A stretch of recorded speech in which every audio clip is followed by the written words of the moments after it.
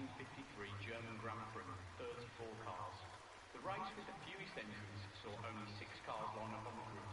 This was the infamous 2005 US Grand Prix, which saw 14 cars pulled out of the race due to tyre safety concerns. We might be used to blisteringly fast pit stops, some even approaching the sub-2 second mark. But what about the longest? Well, that would go to Valtteri Bottas, who had to retire after a seized wheel nut forced him to retire in the 2021 Monaco GP. Well, good evening, ladies and gentlemen. Welcome back to SFR for round number 2 of the season. My name is LT Indigo. Hopefully you're all doing alright. And we are here at the Austria Grand Prix, which is wet, by the way. I think the last time we had a wet Grand Prix around Austria was 2020, if I'm not mistaken, a wet qualifying session. And I forgot to turn my phone down so I could hear myself twice during the stream too. That's how much delay there is. And we can see some drivers then on the circuit, and as you expect, on the full wet compound tyres too. So how difficult and challenging will it be around here at this track? 10 corners only, but still a very difficult track, especially in the middle sector. And also you might see a lot of invalidations too around the circuit. Well known for it, of course. I think we had a lot of track time deletions back in the 2023 Austrian Grand Prix race, and I'm not surprised to see any here tonight if there is going to be. But first we've got to navigate through these wet conditions around the Styrian Hills. 4.3 kilometers, and first introduced back in 1970. We stopped racing for a while. 11-year hiatus it took. Then we came back to 2014, which we saw a great race between Hamilton and Rosberg as well, and both Williams. And Zenon there, who wished me luck on commentary and I wished him luck in the race, has hit the wall going out of turn 4, so he don't want to be doing that. And luckily he doesn't have any front wing damage, so escape free with that one.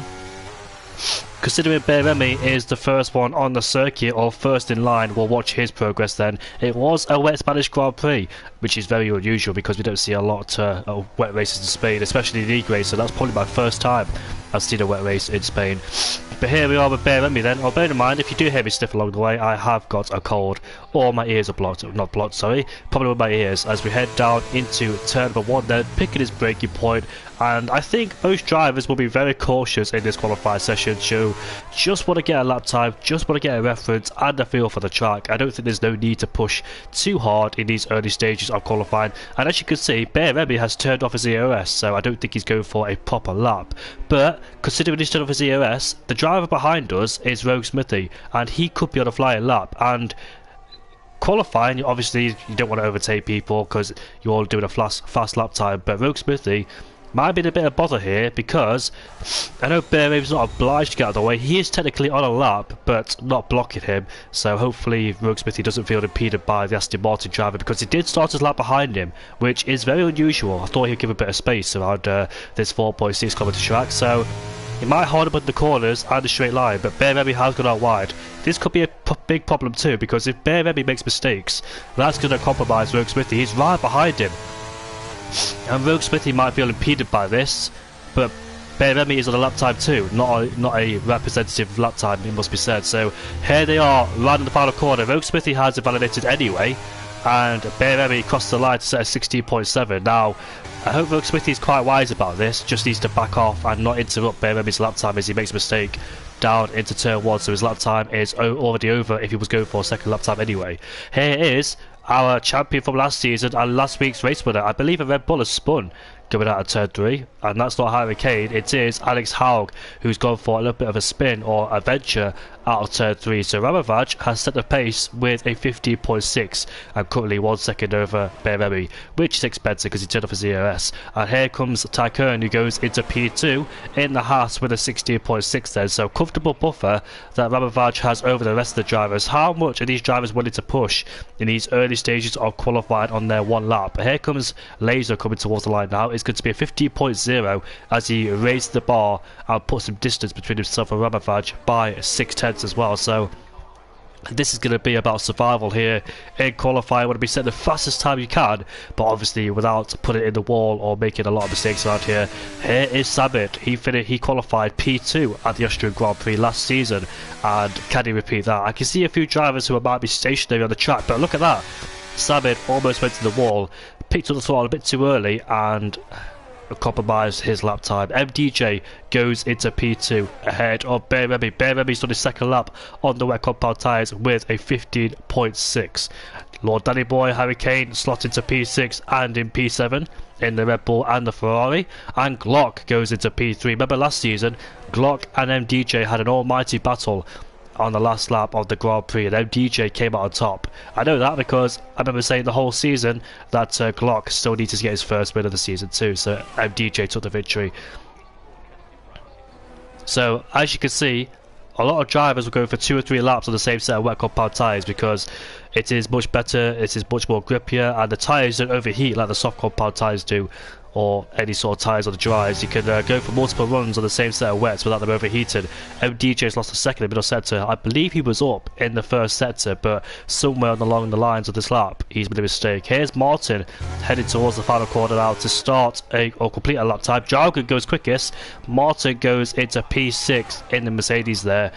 And what a great lap time there. Look at that. Only by 600s that Jargon has beaten Laser to P2. Laser on the lap time, a few hundreds down in the first sector. We still are waiting for more drivers to set a lap time. Rogue Smith, he's been out there for a few laps, but unfortunately can't get a lap time in on the Williams then. So we'll have to find a lap time if we can. Here's Xenon there. We know he made a mistake on his out lap, but hopefully he kept it pointed in the right direction this time. Glock 14.4 then, as all these drivers will continue to find experience and confidence around the circuit in the wet. Here comes Xenon coming towards the line now, so 16.2 goes into P9. We'll see a lot of distance between each lap times, and Samid goes into P4. Not the close lap times you see in normal qualifying, but obviously the wet, the skill range around here will diversify and be different. Mackey on the Inters, that's a very interesting call. Who else on the Inters? Just him. Now Ramovaj has gone to the Inters too, so this track might be getting better. I'm not saying drying up because it's not dry yet, but the track's getting better and better. And Mackett's coming towards the Puddleston corner now, and let's see what lap time he can set. Are the Inters better? I'm not quite sure, about to find out now as he crosses the line now to go into P6. He went 15.4. We can't quite tell if the Inters are better. Maybe that was just his 1 lap only. I don't think he had a lap time in the wets, so that's probably his first lap time overall. Just finding experience and confidence, as we can see Harry Kane backing off. But yeah, there's your 2/10 down in the first sector. He's continuously going out there. He's done 3 laps on his set of wets, but doesn't seem to improve on his best lap time. Glock is back in the pit lane. I wonder if more drivers are going to start to follow in the pit lane too to put on a brand new set of Inters. Might be seeing changeable conditions. Here's Samid coming towards the final corner to probably start another flying lap on those set of wet compound tyres. As you can see there, he's down in his lap time 21.9 as we enter the first corner on board with the Scotsman going down into turn 1. It's very difficult turn 1, especially the dry as well. It's so easy to lose back in the car on traction and on the curb too at turn 1, but negotiated very well as we head uphill into turn 2. Now turn 3, he's 300s up, but the car ahead of us needs to get out of the way, which it does do, and that is a Williams. I'm not quite sure if it's MDJ or Rogue Smithy. Both of them on their outlaps are both Williams drivers, but on board with Samid as he continues going down into turn 4. I wonder if anybody else is good on the Inters. Just Ramofaj and Mackett, so they believe the Inters are the way to go in this session. You never know, Ramofaj could respond to Mackett's lap time and think, oh, the Inters could be better, so I think I have to put them on myself. But you never know, the wet could be still a better tyre at this stage. As Samid is a 10th up in the middle sector, then this 10th could put him up into the 14th if he finds more time. But he's invalidated at a very weird place at turn 8. That's the outside of turn 8, not on the inside curb, which we see a lot of people invalidated. So Samid's lost his lap time there, unfortunately. And what lap time could it have been for the Scotsman as he crossed the line now? It would have been a 14.9. That will put him into P4 still. So we've got a lot of drivers out there continuously doing a lot of lap times, as you expect in these wet conditions. You won't see this in the dries because the tyres just heat up too much in the dry compound tyres in dry qualifying. And Harry Kane a second down in the middle first sector, so probably just done a lap time and on his in lap or just another cool lap.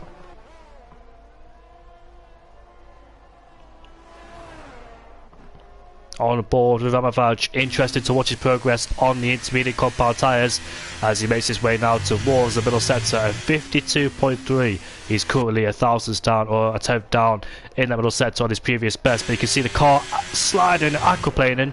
I don't think it's time for the inters yet, but bearing in mind both Ferrari drivers have opted to go on the inters. And you can see continuously sliding, so I think the wet is more the predominant tyre around the circuit here in Austria. I don't think the inters are quite ready yet in these circumstances. It's a 16.5 anyway, but he lost a lot of time due to sliding around.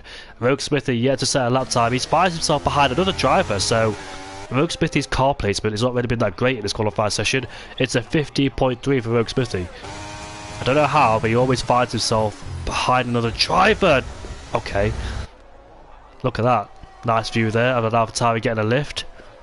I'm not quite sure if that car is desynced. Maybe he's not there in real life. But the way he's driving looks like he is there, as the AlphaTauri is still there.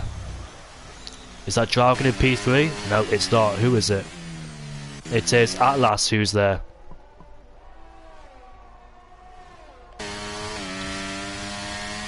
Harry Kane's done 5 laps on those wet compound tyres, so he probably needs to switch over to a brand new set of wet compound tyres. And he improves in the first sector by 300s as he takes turn 3. A very heavy traction zone indeed.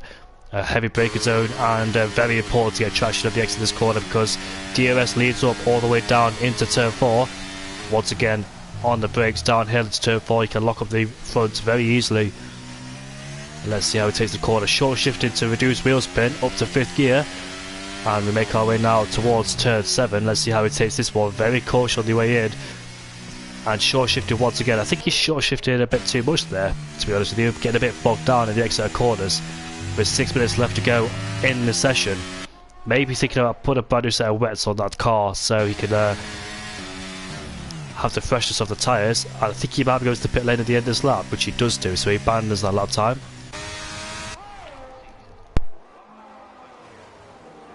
We've got 6 minutes left to go in this qualifying session. Simon is currently on a flying lap. I wonder if any more drivers come to the inters. Nope, it was only just Ramavaj. So 15.6. He's still ahead of some wet runners there. I don't know if the circuit will improve as Samit's currently a few hundreds down in the first sector. We've got a Ferrari ahead of us, but Samit's lose the back end at turn 3, just aquaplaning. Maybe went a bit too deep there, and therefore the rear of the car is lost as well. I don't know if it's to be dry during the race too, because that could be another factor as to why some people could be running low downforce setups as well. Part remains on during qualifying. It could be a wet qualifying session and a dry race, so people just try to balance the setup to suit it for the wets or the dries.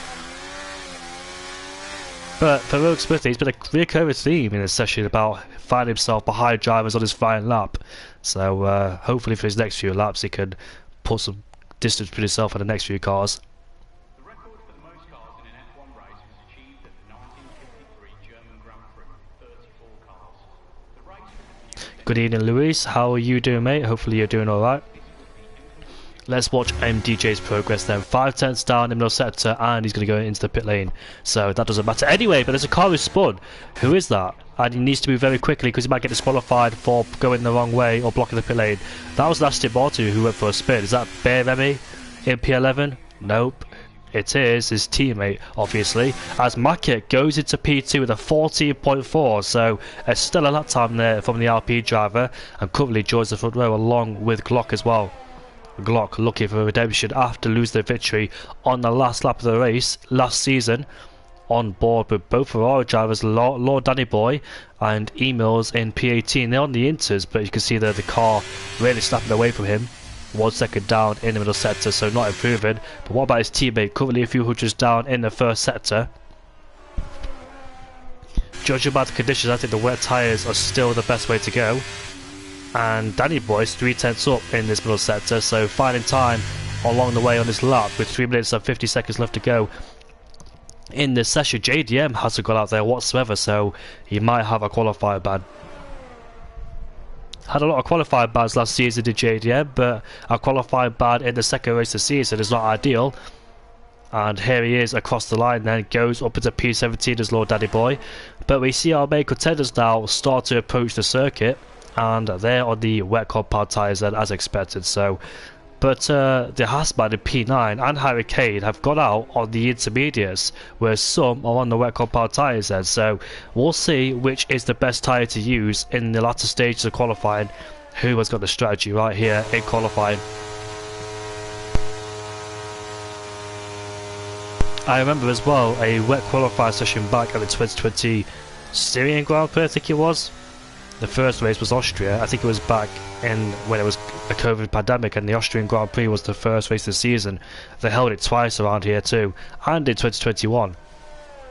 And we had a wet qualifying around here. I think Hamilton top pole, and Verstappen was very quick on that particular day, but unfortunately he lost it in the penultimate corner, and Hamilton's wet weather skills put him on pole position. Valtteri Bottas won the race before too, when Hamilton picked up a 5-second time penalty due to contact with Alex Albon.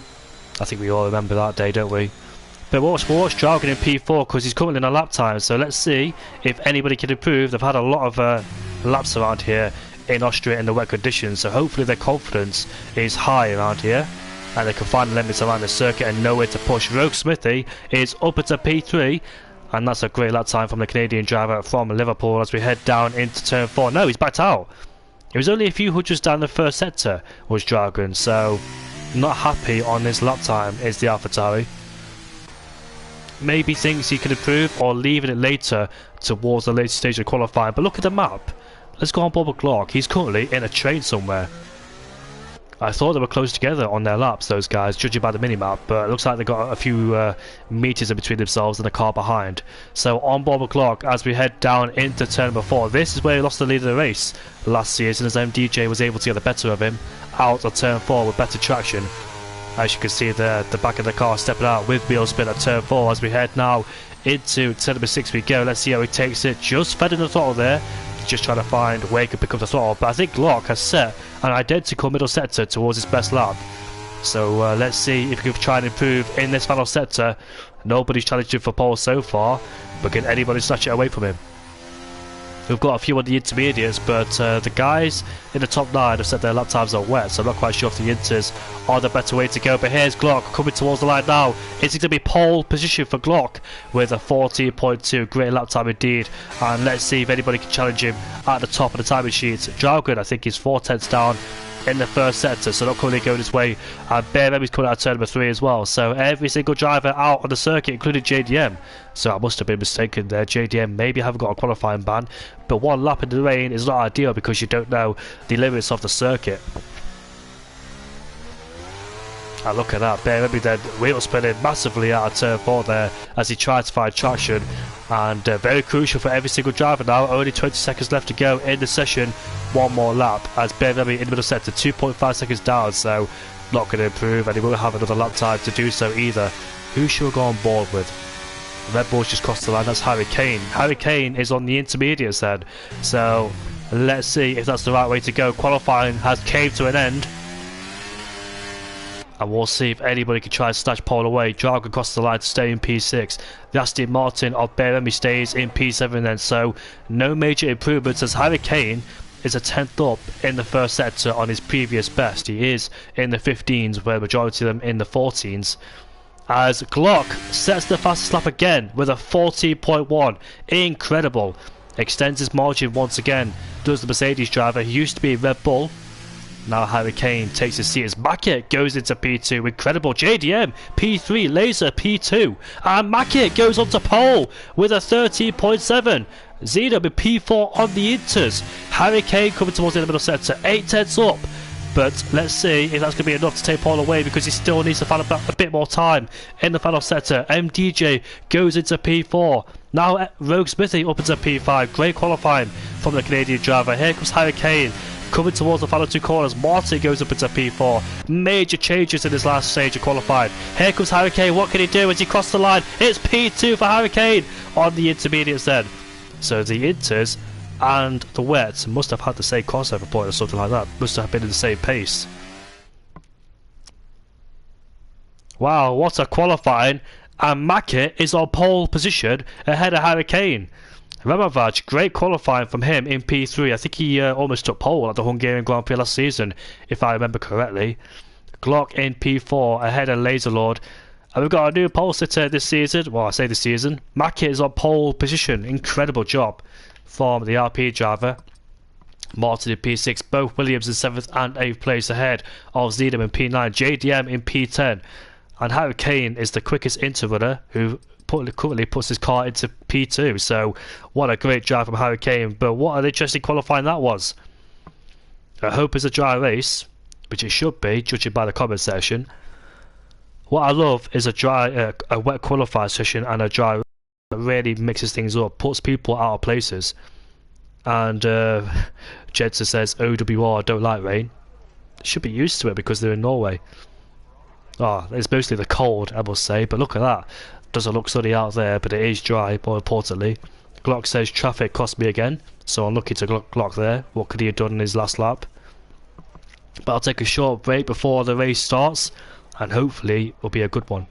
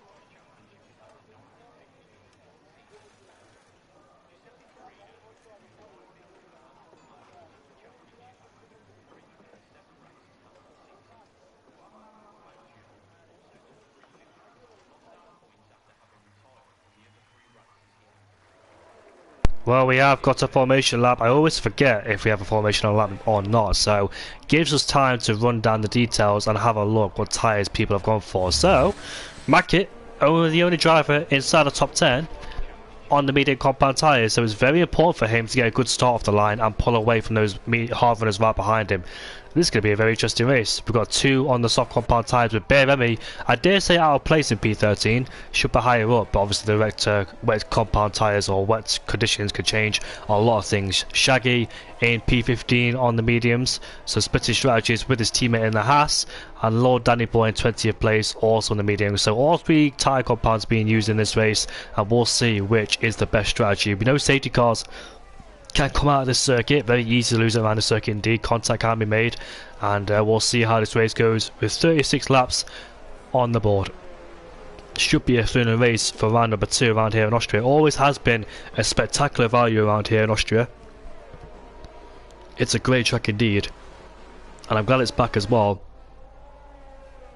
2014 when he made his return, and Rosberg won the Grand Prix twice in 2014 and 15, and we all know what happened in 2016 between Rosberg and Hamilton at turn 3, where they made contact as well.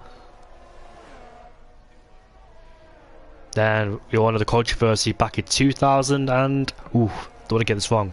Is it 2002 where Barrichello gave Schumacher the win? I think it was 2002 or something like that. In Schumacher's dominant years, or 2003, one of those two for sure. I actually can't remember now. That's really bad. Also, MotoGP race around here too. Hence why you see that little chicane before turn 3. Because back in 2020 we saw that massive crash. I know majority of our MotoGP fans, but for context why that chicane is right there is because they can't go full speed at turn 3 no more, because there was a massive crash in 2020 between Rossi and Fabio Quartararo and Zarco too, and Rossi almost got wiped out. If you want to watch that, go to 2020 race in Austria and they'll explain what happens. And ever since then they've added that little chicane too to slow the bikes down and not go full speed. For safety reasons really, but we're here in F1, not in MotoGP, and that's a faraway cam which I can't see. I don't even know why I'm not wearing my glasses. I'll put them on very shortly.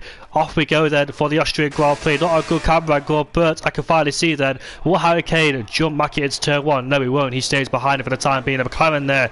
Oh, look at the Red Bull got off the track. That is Harry Kane, who lost the place towards Ramavage too, and now Laser takes advantage as well.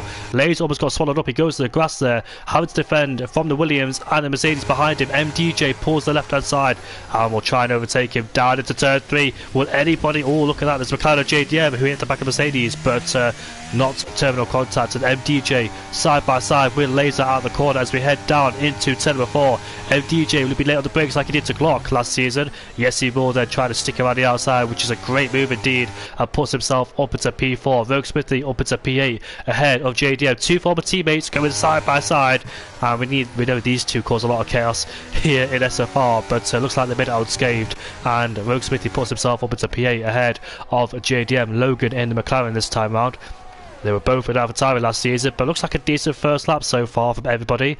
There has been a bit of contact, but not too much to lose from wings or whatever. But as we end lap 1, Mackett leads the Grand Prix ahead of Glock in P2 with Ramavage in P3. So Mackett should be the quickest driver out there on those medium compound tyres, has to utilise them to make them work and make his strategy work too. As I finally put my glasses on, I can see a lot better now.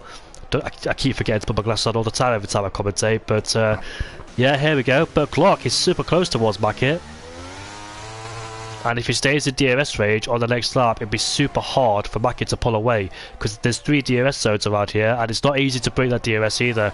We've got Drago versus Beremi for P11. Beremi's on the soft compound tyre, so he'll be looking to go forwards rather than backwards, and he puts the Aston Martin up into P11. So Beremi on the soft compound tyres, is he anticipating the safety car earlier on? Who knows? The strategy is hards to mediums, but he's gone a different way and has gone to the soft compound tyres, and he needs to hunt down these drivers while he can on those soft compound tyres. Everybody should have a brand new set of softs in this Grand Prix because it was a wet qualifying session, so if we do have a safety car later on, everybody should have a set of softs. As we head now on to lap 3 out of 36, with Mackett still continue to lead ahead of Glock. Ramavage in P3, MDJ in P4. This is a much better race from MDJ, because at the Spanish Grand Prix he was really struggling, but he's back in form in P4, looking to put pressure on the others ahead of him. And Samed has overtaken JDM2, puts himself up into P9. They're having a battle as we head down into turn number 3 we go. And JDM trying to stick around the outside, but gets the compromised exit. But the outside line's still good to know on the outside, but he stays ahead of Beremi for the time being. And let's see what happens down at turn 4. Will he go for an overtake? Yes, he will. Goes to the inside line. Bit of contact is made for good measure too. And they remain side by side out of the corner, but JDM loses that battle and stays in P10. And thanks to that battle, Samed has lost the DRS towards Rogue Smithy too, so they're battling quite hard. They've broke the DRS train already on lap 3. It's very important to stay in the DRS train around this Austrian Grand Prix track, because there's 3 DRS zones, and with the power of the DRS, it's so hard to bring yourself back into that DRS range once again. As Ramavage sets the fastest lap of the race then, as they all continue to put pressure on Mackett ahead of him.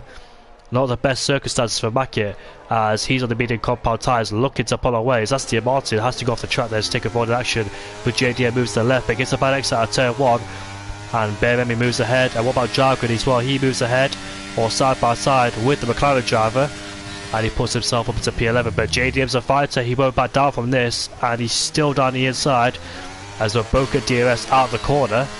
But Jargo's got a lot of EOS in his disposal that he can use, as he'll use that to his advantage and pull alongside him and overtake him into turn 4. But JDM's still on the inside here. They're not the best place to be, especially on the exit of the corners of traction as well. It's so easy to spin while you're on the curb. And they're still side by side going into turn 6 and turn 7. But looks like they're ended it now with JDM still in P11. And BMWi on those soft compound tyres are looking to take advantage too. But the battle for the top is getting incredibly closer. As you can see, they're all in one big DRS train as we head up to lap 5 out of 36. Then it's all going to get very interesting indeed as we head down into turn number 1 with Mackett still in the lead of this race, but looks like he's been compromised now because he's not been able to use those mediums to his advantage. Be hoping to pull away, but these guys have got immaculate pace around here on the hard compound tyres, and they can use it for DRS too. They don't have to really fight him. They'll just play it out tactically and just wait for the DRS later on in this race and overtake him, as BMWi is up the inside of Samid for P9, but they're able to make a move. But now with the helping hand of DRS, he should be able to get it done, and he puts himself up into P9 into turn 4. Good evening to you all that's just watching, and we've got a bit of movement going on in this midfield here. A multi-car battle between Alfa Romeo, a Haas as well, Oreo Glass versus Shaggy. As Oreo Glass is derating. He stays in P30 for the time being, and with Shaggy on the inside of turn 6. The Aston Martin of Zenith swoops around the outside of the Haasman. We've got a big scrap going on here.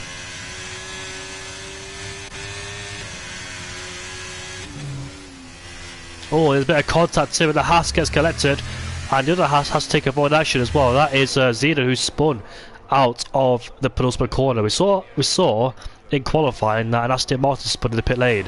I'm not quite sure if it was him or not, but he's probably done the same thing as Hurricane puts himself up into P5. There was a big battle last season for P3 as MDJ and Glock were left alone to fight out for the lead of the Grand Prix.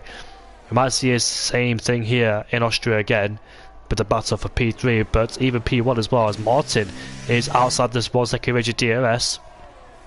He's got Rogue Smithy for company 2 behind him.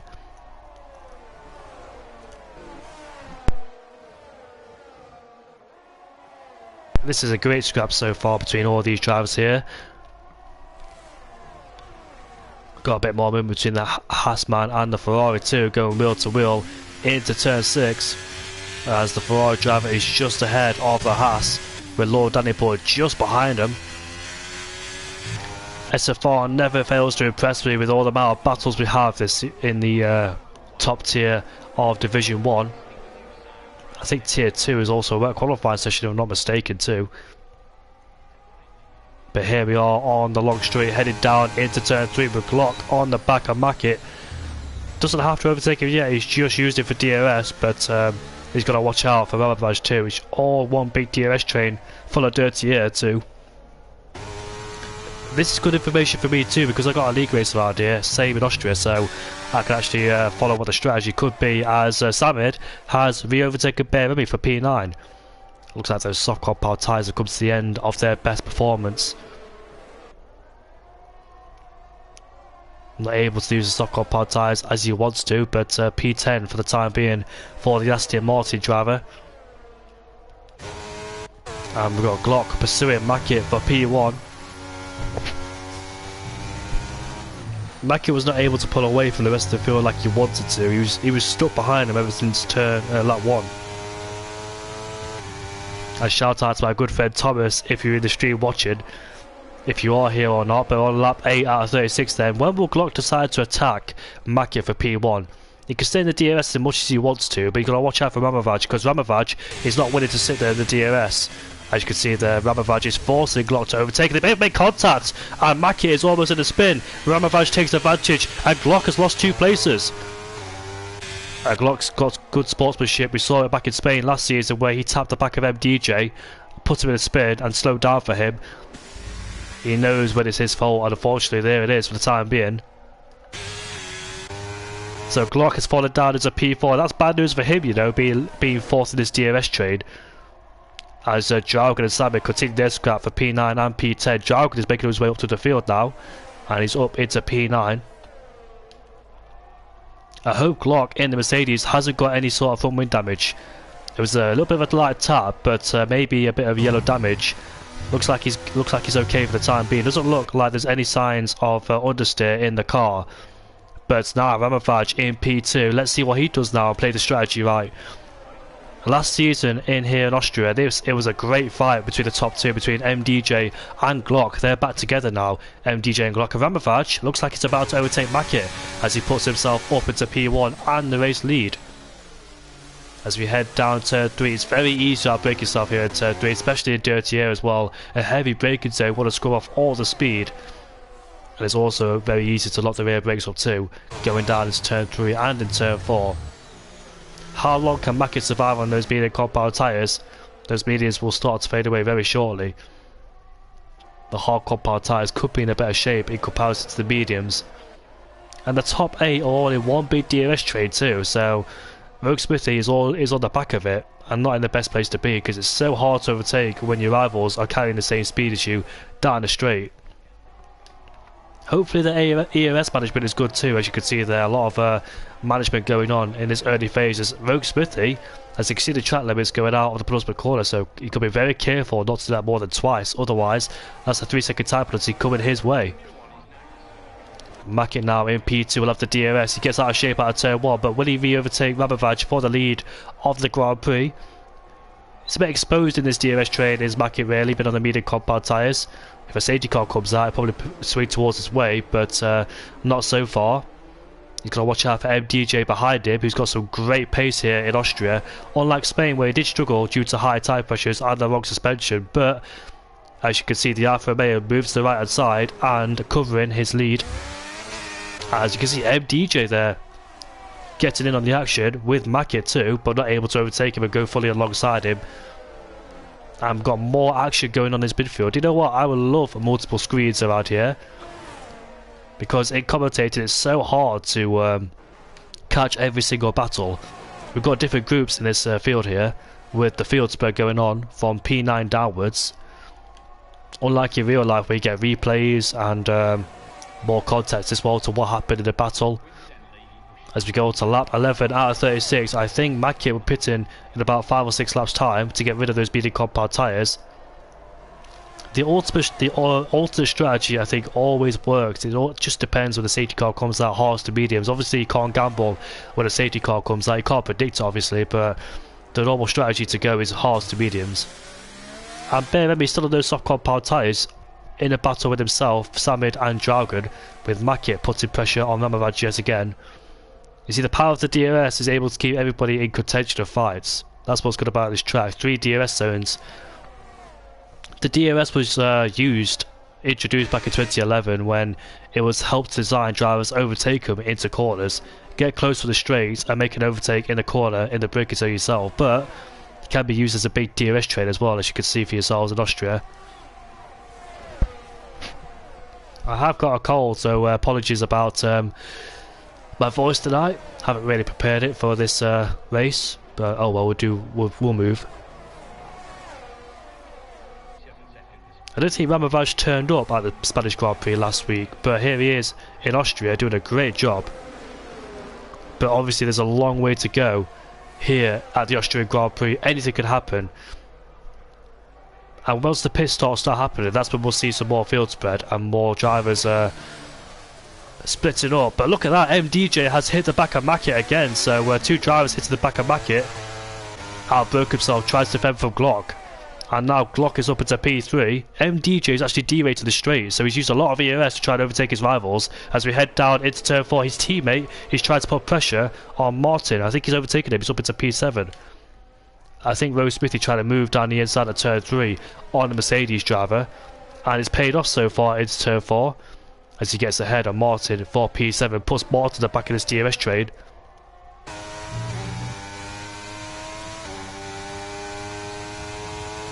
Thomas Thorpe, are you enjoying this race, mate? I think you're still watching. How are you doing? And to everybody in the chat, hopefully you're all doing alright. Usually I have a co-commentator with me, but not this time round. My co-commentator will be able to spot things that I might not do.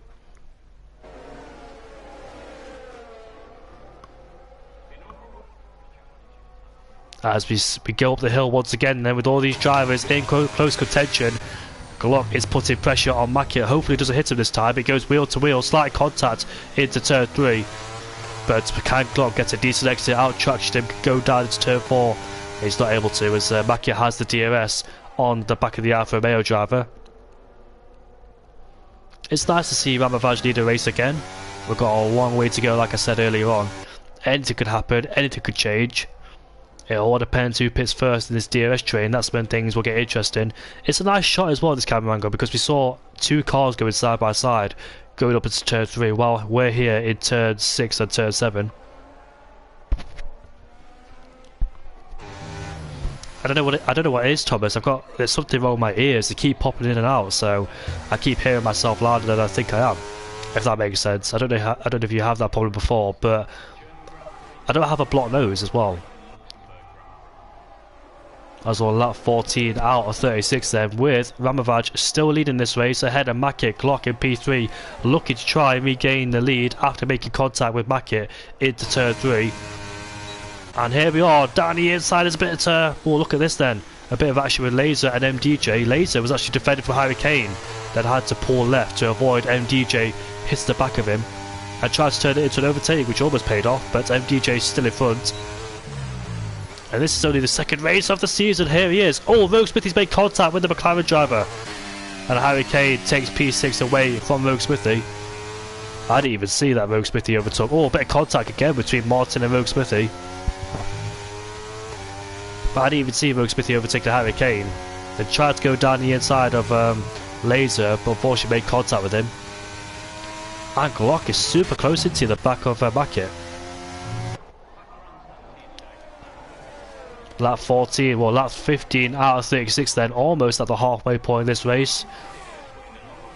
With Ramavaj continuing to lead the Grand Prix ahead of Mackett. I wonder if Ramavaj just picked up a win last season. I think he was close, but Hurricane has left the session. So hopefully Hurricane can get an invite. There should be more than one invite. But back to the front, we've got some action here in turn 3 again as Glock tries the same route around the outside, but can't seem to make it stick.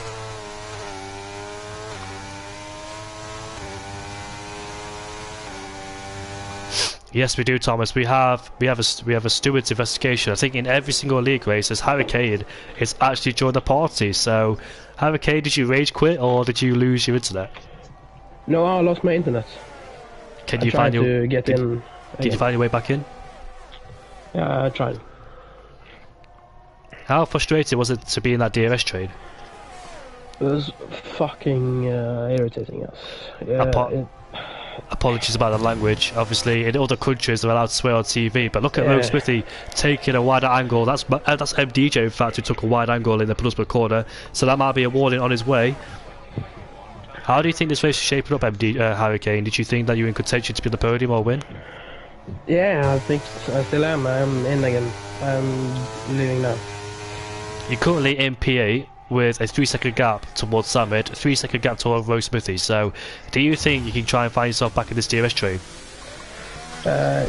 Maybe, but I have to leave. No worries, mate. Good luck for the race. Thanks.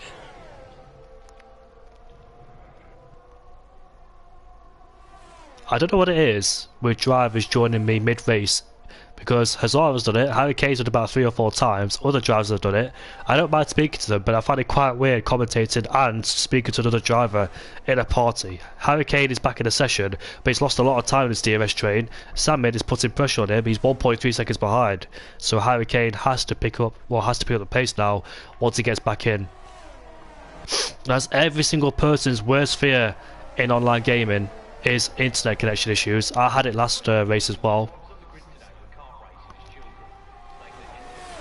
Hazara actually stayed with me throughout the whole race in Brazil. He didn't have to, of course, but he kept me company, and he was racing and hearing me commentate at the same time. If that was me, I'd find that distracting. But here we are, Mackett then on the back of Ramavaj. Do you know what? His pace is still good despite being on the medium compound tyres. He's overtaking Ramavaj and he puts himself up into turn 3. He also gets DRS out the corner too, so that's a tactical move there. We saw this back in 2019 with Charles Leclerc and Max Verstappen with traded DRS. But considering it's on the medium compound tyres, this pace is still going strong. You expect the hard runners to be quicker at this stage, but the DRS could be helping him still.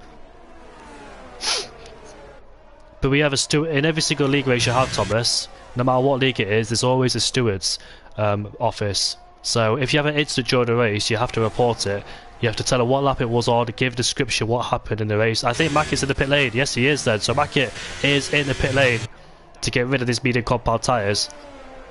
And that is such a sketchy pit lane as well, because it feeds into the racetrack. Also in the pit lane, that's a Williams. Is that Rogue Smithy in the pit lane too? So I think he's gone for an undercut, thinking that he's had enough of this DRS trade and he wants to undercut these guys ahead. But that's quite early, considering he's on the hard compound tyres too. And this is where the whole race changes. Will these guys respond to Rogue Smithy's pit stop? And down the inside goes Glock and Ramavage. And let's see how this battle unfolds between the two. Glock gets a decent exit with the helping hand of DRS. And looks like Ramavage will have to give way, because he has no ERS whatsoever in his battery. And let's see where those two come out. So Rogue Smithy has rejoined down in P12. And Mackett's up into P10. And here comes Rogue Smithy, that has to make this overtake if he wants to undercut those guys. He can't afford to be stuck behind the Aston Martin. But looks like Bear Remy's not giving way. But can Rogue Smithy get a decent exit with better tyres? No, he can't actually. So he stays behind Bear Remy. Well, Bear Remy's tyres are not much older, you know. They're only 6 laps old. He was on the soft compound tyres early on in this race. So he might go for a 2-stop strategy, you know, because I don't think those mediums can go towards the end. Maybe they can, but it might be a bit of a stretch, or maybe he's doing a 2-stop strategy, go from soft to medium. Oh, he's almost spun in the final corner, and here he is. Rogue Smithy gets him on the final corner too. He gets the DRS to pull away, and as you can see, Ramavage has overtaken Glock, going up into P3, or turn 3 at turn 1, turn 3 at turn 1, P1 at turn 3, there we go, as I managed to get the words out. But will Glock fancy his way back on Ramavage turn 4? No, he doesn't. I think Glock could be learning from last season, you know, because Glock pitted early in the race, MDJ stayed on later, and MDJ had a 4-lap advantage on Glock in terms of tyres. So could Glock be learning about last season too, about staying out there later to have the best tyres towards the end? As he found out MDJ caught him towards the end of the Grand Prix, overtook him, and ultimately won the race. And we've got a few position changes as Ramavage is finally in the pit lane then to get rid of those hard compound tyres. Glock leads the race ahead of MDJ with Laser in P3, Martin is in P4. I think these guys might be extending their stint to reduce the mediums later on in this race too, as Ramavage. Let's see where he comes out in comparison to the rest of the field. Mackie's gone through, Rogue Smithy's gone through, and that's the power of the undercut too. The undercut's powerful, but with the tyre difference, it could pay dividends later on in this race for him to claw his way back through the field. So keep an eye on Ramavage too. But the guys, the top 5, extending their stint as MDJ and Glock, once again like they did last season, this particular corner, battling it out for the lead. And it's quite reminiscent as well of last season, with the way they overtook each other with MDJ or Glock. If you remember, MDJ was in the Mercedes and Glock was in the Red Bull last season. And now Glock takes the Mercedes seat with MDJ in the Williams. As we head towards the penultimate corner, MDJ will go in the pit lane. You be very careful not to make contact in the penultimate corner because it's still the racing line. So looks like Glock is extending his hard compound tyres then to go on the mediums later on. Oh, we got yellow flags down there. Who is that? Is that an Aston Martin? Who is it? There it is, it's Zeno's Spud coming out of turn 4. As Rogue Smithy sets the fastest lap of the race with his new medium compound tyres. There he is, currently in P4. As Harry Kane sets the fastest lap of the race too. Oh, look at this battle then. There's 3 abreast on this straight with the Alfa Romeo getting past both of them. And that was Ramavage. That's very crucial not to be stuck behind those two. Ramavage just cruised past those two as JDM defends from Bear Remy. So Rogue Smithy staying out there 2 laps later has done the undercut on Ramavage. The gap is 2.7, but towards the end of the Grand Prix, will it pay dividends for him later on to catch him? I do need a drink of water, you know. I've not had Well, I'm not drunk water today, which is bad because I keep forgetting, but here we are coming towards the pit lane between Laserlord and Glock. Usually I have a glass of water, sorry, next to me, but I forgot as Harry Kane picks up a 3-second time penalty. I really hope a virtual does come out, or a safety car, so I can get that glass of water I need, because my throat is as dry as this track. So Romovage sets the fastest lap of the Grand Prix, currently in P3, and we've got a lot of changes in here in the midfield. With the Mercedes of Glock coming out in P8 ahead of Harry Kane, as Harry Kane will look to go for an overtake on the Mercedes driver heading down into turn 3. Almost made contact with the back of Mercedes on Martin, that was his own teammate too. But look at that, Harry Kane and Glock made a contact as well going down into turn 3. There's a lot of action going on here with the AlphaTauri now getting involved. That's Draugen, and he's on older tyres. No, he's not actually, he's on 3-lap older tyres. But what's happened to the Haas? A virtual safety car has been deployed because he's just lost his wing, and that gives me a golden opportunity to finally take a break and get a glass of water. Usually I have a co-commentator next to me in the race, so it's quite hard doing solo comms. It's not easy to catch everything in the race.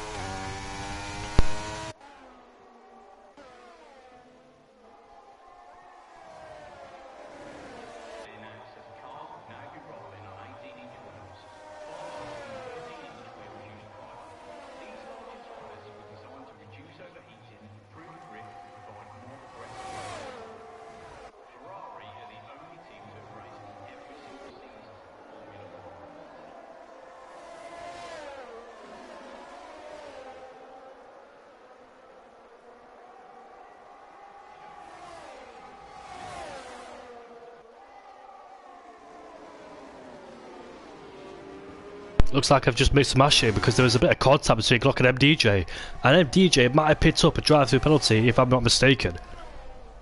Let's have a look, shall we? And MDJ has fallen back down into P7 or P8, so let's have a look at what's happened to him. Yeah, it is a drive-through penalty. That's a massive blow to his race. MDJ had very strong pace, but something happened between himself and Glock.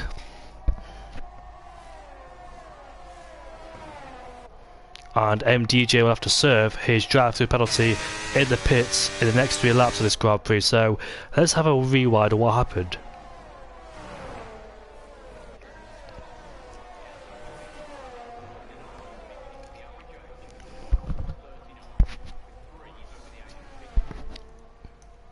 I'm rewatching that virtual safety car, and looks like MDJ was caught napping actually. I think he was slowing down to obey to his delta.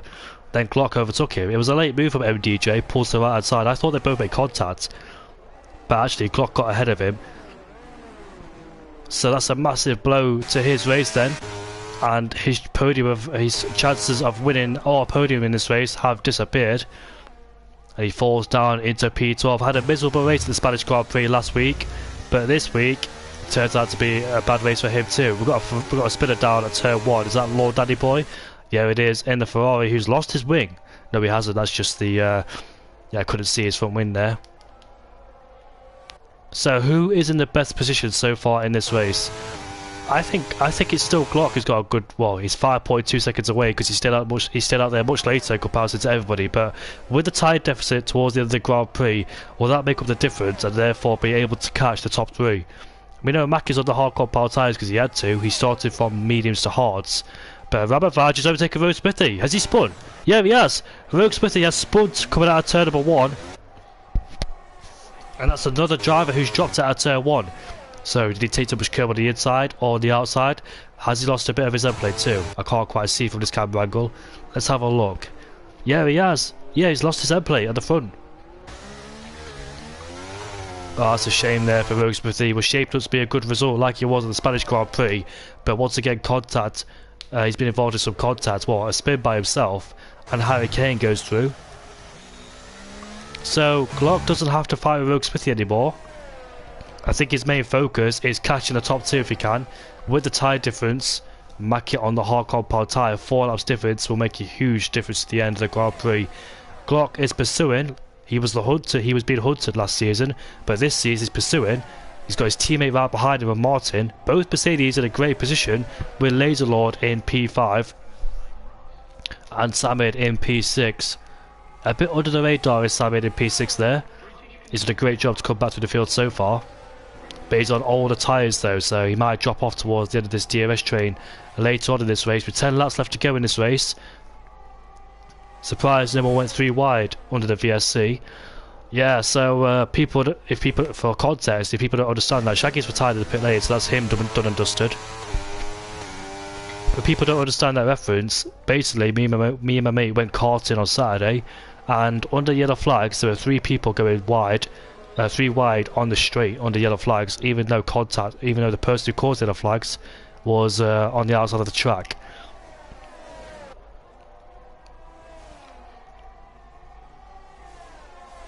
As we continue to watch this battle, can Glock close the gap down between himself and Ramavaj? That's the big question.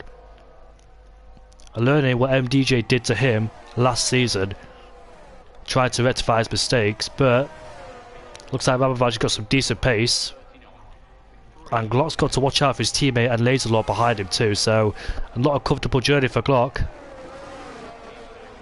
1 retirement in this race so far, as well. Lap 27 out of 36. It's absolutely flown by as well. Can't believe we're on lap 27 already. The whole qualifying session went quick, and so did the race. But it looks like Ramavaj is starting to close in on Makit. I'm quite surprised, you know, that he hasn't been in DRS range yet in this race of Makit. I would have thought, being in the medium compound tyres, he would have been in DRS range instantly. But it looks like Ramavaj is starting to display some great racing.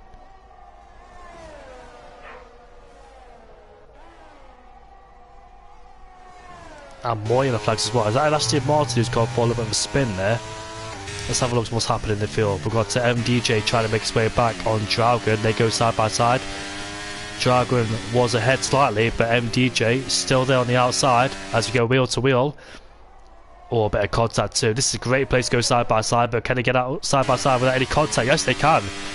Brilliant racing between the two there. But Dragon is still there on the outside, not willing to give up. But he knows he has DRS though to try and get him back for P10. So Ramavaj is in DRS range of Makit. And let's have a look what happens between those two. The DRS, the field spread has been split up as well. Look at this, Martin has overtaken Laser, or is defending from Laser, trying to go around the outside. Glock out breaks himself when Laser and Martin go wheel to wheel. Martin gets a decent exit and might try and go around the outside of his own teammate when Laser's still there too. Do you know what? If the more these guys fight, the less time for Glock to try and gain in on Ramavaj. So this is bad news for Laser, for Glock there in P3.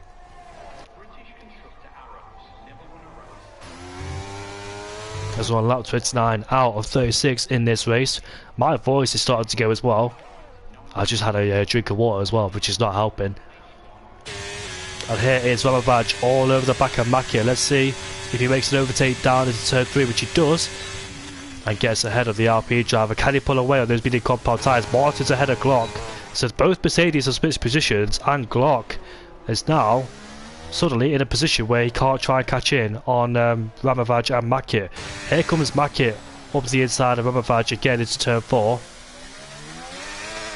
So it looks like the battle between both Mercedes for the podium and Laser in P5. Not the scenario that Rogue Smithy's crashed as safety cars came out. This is going to change everything in the race now. I think everybody's going to go in the pits to go on a brand new set of softs, and this gives a golden opportunity for me to try and save my voice, because it is going really. So let's see if these drivers. It's an absolute no-brainer to pit. I don't think anybody's going to stay out there. Makit, is he going to stay out? Yes, he is. Why has he done that? He's just cost himself the race win, I dare say. But Martin is still out there too. Wow, I dare say he's made the bad wrong call there, has Martin. So who stayed out? It is Makit, Martin, and that's it. Those two have stayed out. I don't know why he didn't pit, you know. I know it sounds silly, but him being in the lead with 6 laps left to go, you think you don't have to pit, but you do, because the guys behind you have a massive tyre advantage. especially on the soft compound tyres towards the end. Trust me, I know what it feels like to be in first place, and when a safety car comes out you don't know what to do, but trust me, pitting is the best way to go. He's going to be exposed on those soft compound tyres, and so is Martin in P2 on those medium compounds, so they're both in big danger towards the end of this Grand Prix. This is going to be very interesting. Who is going to win the Austrian Grand Prix? I think Ramavac has a big shot at winning this Grand Prix. As you can see, we've got 2 back markers ahead of us. I think Martin and Mackett have made the wrong call there. I think Martin will lose his podium chances. They won't be able to respond on this lap because they've caught up the safety car. And if they pit this lap, they'll fall down further than expected. Martin did this at the Spanish Grand Prix as well. He stayed out there, then he pitted 1 lap later, but he did catch up to a safety car on that last time. But this time he has caught up to the safety car, so he's in big danger towards the end of the Grand Prix. It's good for Glock as well because he has a chance for a podium, knowing that the 2 ahead of him, Martin and Mackett, are on the older tyres, and he was trying to catch up on the mediums, which was a very difficult task. Wasn't look like he was able to close in on those guys ahead of him, but it's actually helped with the safety car as it's brought him back closer towards the top of the guys. So it's not over for him just yet. For Glock, safety cars worked in his favour to try and get himself closer towards the top 3. So we're in for a good surprise in the next few laps when the safety car comes in. It's been such a good race for Mackett though. He's controlled this race beautifully. Even on the old medium compound tyres in the first stint, his pace was immaculate, but now here on the safety car, all that good work is about to disappear with guys on soft compound tyres about to overtake him, so he could be dropping down like a stone unfortunately on those softs. I'll go on mute for a bit before the safety car comes in so I can recollect my voice, and we should be in for a thrilling last few laps of this Grand Prix. I can't wait to see. Stay tuned, might see a lot of drama.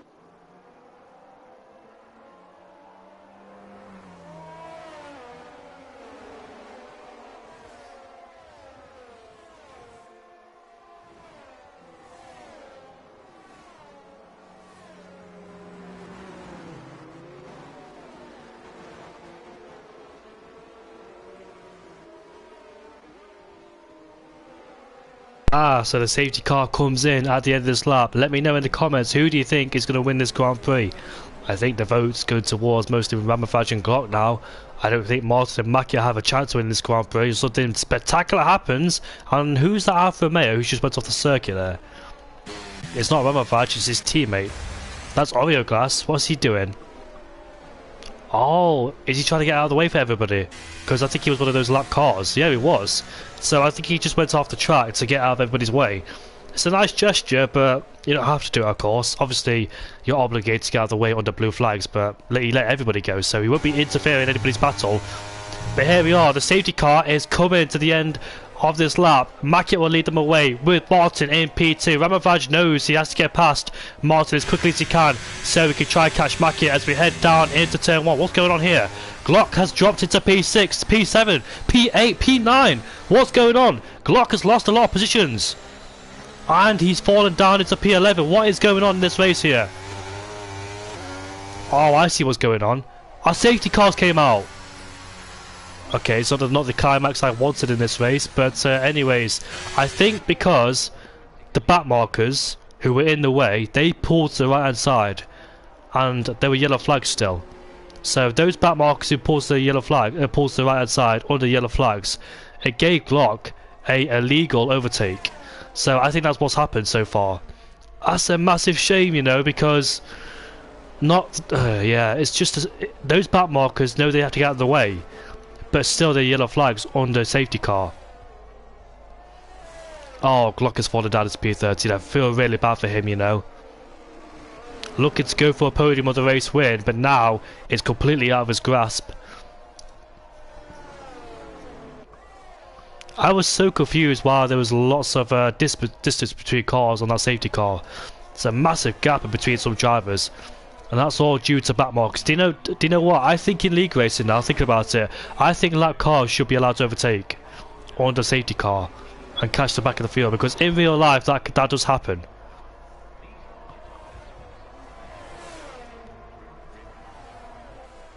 And Glock is in the pit lane to put on a brand new set of softs, but obviously it's not going to help him towards the last lap of the Grand Prix when the safety car comes in. It's a massive shame for Glock there. Not the way you want to lose a Grand Prix win.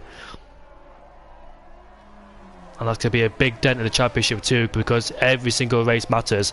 It's good for Mackie, you know, because he's got less laps to defend from Ramavaj. So thinking about it, it's paid for Mackie's advantage, staying in P1. And Martin too, but it's really crucial because Ramavaj knows he has a big shot at winning this Grand Prix. The safety car comes in at the end of this lap, so we've got 2 laps left to race in. And can Mackett stay in P1 on those old hard compound tyres? It's going to be a big ask. I still think it was the wrong call to be on those hard compound tyres. He should have pitted on the softs, because he would have only lost 1 place towards Martin if he stayed out there. But the safety car for the second time now is coming to the end.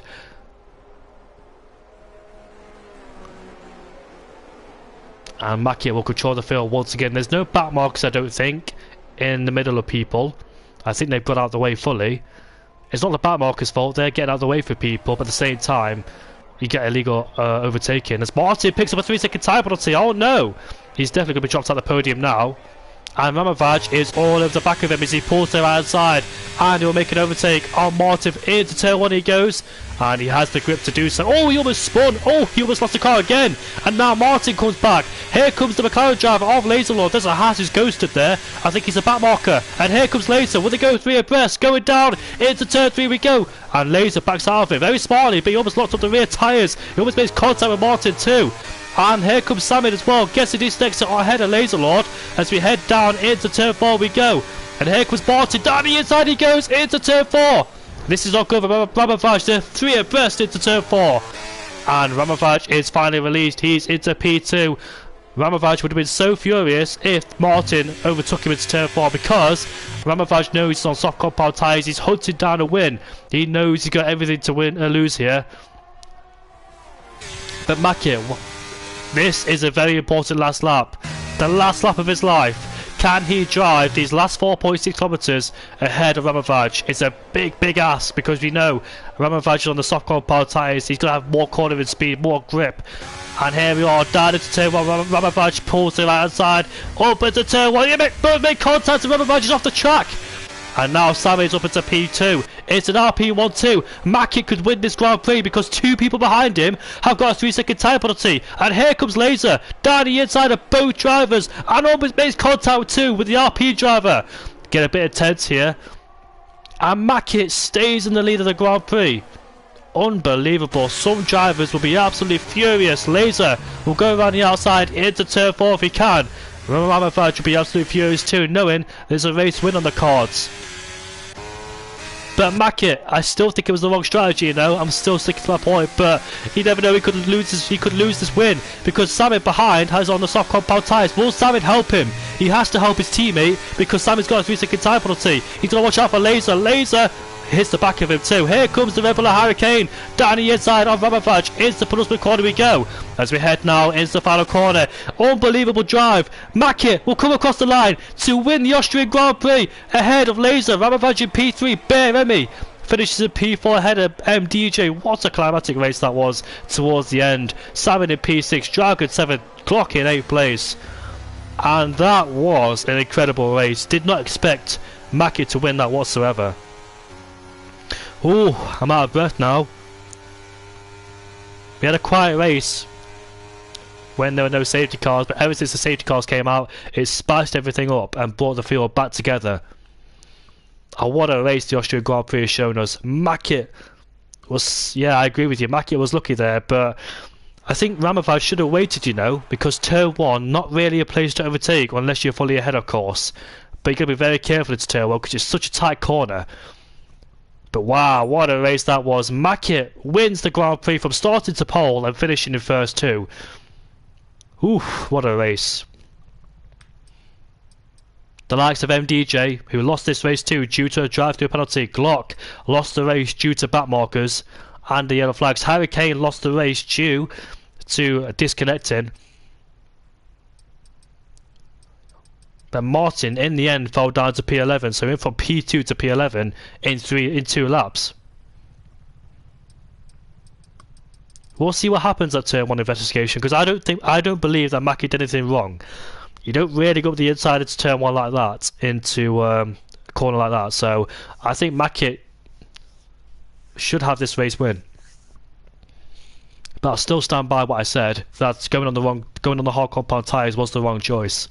Or staying out in those hard compound tyres was the wrong choice.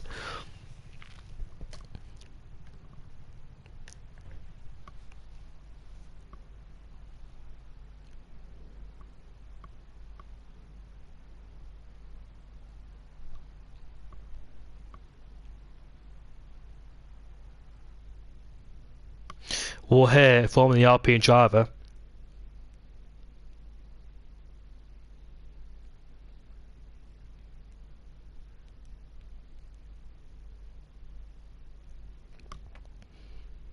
Hopefully he has a mic, does Mackett, because I don't think I've actually spoken to him before, so let's see what he has to say once he joins the party.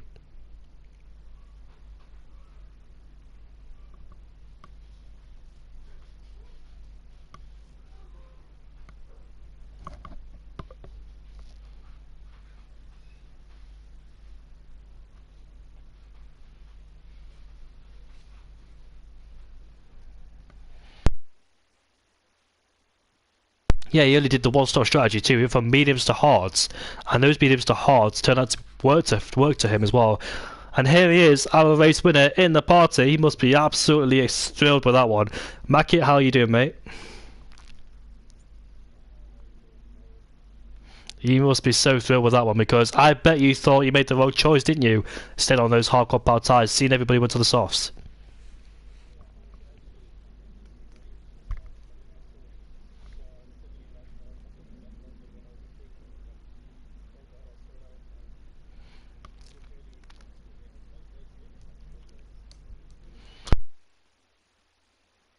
I'm really chuffed you as well, because you usually been in the midfield most of the time, but this race you've shown some phenomenal pace as well. You took pole in the wet, and here in the race you finished in first place. I think, Mackett, I still stand by what I said. It is still the wrong strategy, I dare say, but oh, Mackett, we can't hear you, by the way. Can you put your audio on in the party, please?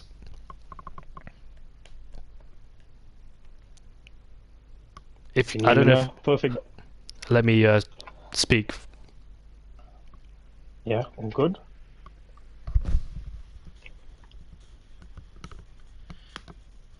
Can you guys hear Mackett? Yeah, you only did the one-stop strategy too. Yeah, we could hear you. We could hear you. So we'll start again. Mackett, how are you feeling about this race win, mate? I bet you're absolutely thrilled with that, knowing you'll be under massive pressure. Yeah, I'm really happy, man. Like I said, it's my first win in 4 years, and Yeah, I gotta credit this to Glock actually, man. Really approachable guy. I asked him for some setup tips. Guy helped me out, and first win, first race with his setup, and I won. That's good for you for Clock because Clock actually hit you in turn 3. I think I don't know what lap it was, but were you a bit nervous when you weren't able to pull away with those mediums because you had guys on the hard surrounded you? So do you feel like you're going to be lose out a bit there towards the end? Yeah, so when I did actually some race runs earlier in Grand Prix mode, I saw that the hards were actually quite a good tire, so I thought let me leave it for last. But I just couldn't pull away, I couldn't break that DRS from Brahmavaj in the first stint because I was running quite a high downforce setup. But luckily I just kept in his DRS, kept my ERS saved, and as soon as I was going into the pits, I just went for it, deployed all the battery, and yeah. Before the safety car came out, were you nervous about the guys in the mediums catching up towards you? Because I think you were behind Ramavaj, if I'm not mistaken, or ahead of him. Yeah. So were you Yes, worried about those so mediums catching up? So when the stops happened, I knew I will have a gap because of the undercut. And I knew I had Smithy behind me, in between me and Ramavar. So I knew at least there's a buffer there. But then when Smithy crashed out, I thought, nah, this guy is gonna catch me and he's gonna overtake me for sure. Luckily, safety car came out. He chose to pit. I stayed out, and yeah, luckily that paid off. When the first safety car came in, I bet you were absolutely nervous about those softwooders coming at you. I was, but like I said, there were back markers behind me, so I knew at least for half a lap I'll be able to build at least a 1 second gap. But yeah, when the second safety car came out, I thought, geez, I need to buy a lot of tickets today, man, because that was just really lucky. And at the end, we only 1 lap racing, so yeah, very happy with the win. Yeah, I bet you must be very happy because there was a bit of luck as well with those guys making contact. But what happened down at turn 1 between you and Ramavaj? Was he just not far enough alongside to make a move into turn 1? Was this on the last lap? Yeah. So I saw the arrow going red, but I was already turning into the corner, so I might get reported for that. We'll see what happens, man. I think you're safe on that one because, like you said, it was a late move and turn 1 not the best place to overtake, especially with a tight corner like that. But when you headed up to the last lap of the Grand Prix, Ramavaj was right behind you on the last lap. I bet your heart was absolutely pounding, wasn't it? Yeah, I got a bad exit off turn 10, and I thought he's gonna send it, but I made sure that like he has a little bit of doubt in his mind, should I send it, and I sent it. So yeah, and luckily I had my teammate at the end there protecting me from laser, so yeah, happy with the win again, man. Yeah, that was crucial that your teammate behind you stayed behind you because he had a 3-second time penalty and he was able to defend from lasers, so I bet you must be grateful to him too. Yeah, I am. I'm really grateful to him. Actually, last week we were supposed to have a good team result, and he got distracted with his girlfriend and ended up disqualified. So I'm glad to see him in the points this week.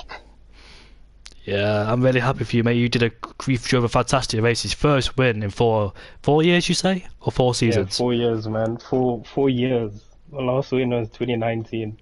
Oof, that's a long time, mate. Yeah, I've been in the midfield the whole time, and I feel like Checo Perez will be here. Yeah, Checo Perez, but you finally got your race when you deserve because you had some incredible pace here.